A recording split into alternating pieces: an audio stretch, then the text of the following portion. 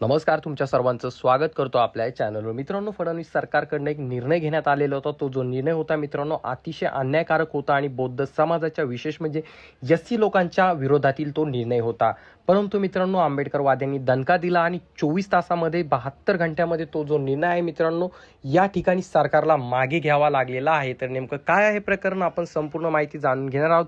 परंतु तत्पूर्वी तुम्हा सर्वांना विनंती असेल, आपल्या चॅनलवरती नवीन असाल तर चॅनलला नक्कीच सबस्क्राईब करा. तर मित्रांनो, सरकारकडनं असा निर्णय घेण्यात आलेला होता की राखीव प्रवर्गातील उमेदवारांसोबत जे आहे मित्रांनो, जर तुम्ही या ठिकाणी कॅटेगरीमधून फॉर्म भरला असेल आणि तुम्हाला किती मार्क मिळाले असेल, तर त्या ठिकाणी राखीव जागेवरनं तुम्हाला नोकरी मिळणार नाही किंवा राखीव जागेवरची जी काही नोकरी असेल त्यावरती तुम्ही दावा करू शकणार नाही.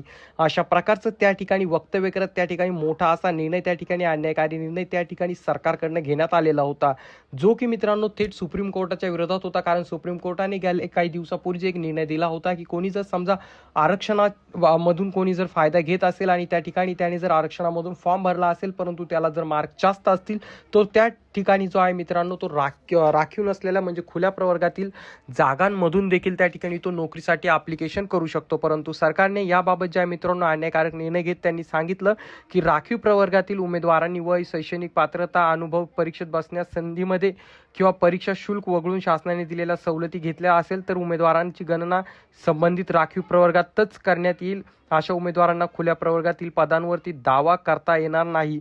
याआधी घेतलेल्या निर्णयाला राज्य मंत्रिमंडळाच्या मंगळवारच्या बैठकीत स्थगिती देण्यात आली आहे. ही स्थगिती मित्रांनो अवघ्या 72 घंट्यामध्ये देण्यात आलेली, कारण त्या ठिकाणी जे आहे मित्रांनो, आपल्या सर्वांना माहीत आहे, बौद्ध समाजाने सर्वात मोठा दणका त्या ठिकाणी जे आहे फडणवीस सरकारला देण्यात आलेला आहे. कारण त्या ठिकाणी लवकरच रस्त्यावरती उतरून देखील आंदोलनं बौद्ध समाजाकडनं करण्यात येणार होती. परंतु तत्पूर्वी मित्रांनो, सरकारला एक गोष्ट लक्षात आली की आपण थेट आंबेडकरवाद्यांना भिडतोय आणि आंबेडकरवाद्यांना भिडणं काही सोपा खेळ नसतो. आणि त्यामुळे त्यांना त्यांची चूक लक्षात आली आणि लवकरात लवकर हा जो निर्णय होता मित्रांनो, त्या ठिकाणी जे आहे रद्द करण्यात आला किंवा मागे घेण्यात आलेला आहे. तर याबाबत तुमच्या सर्वांचं काय मत आहे, खाली कमेंट करून नक्कीच सांगा.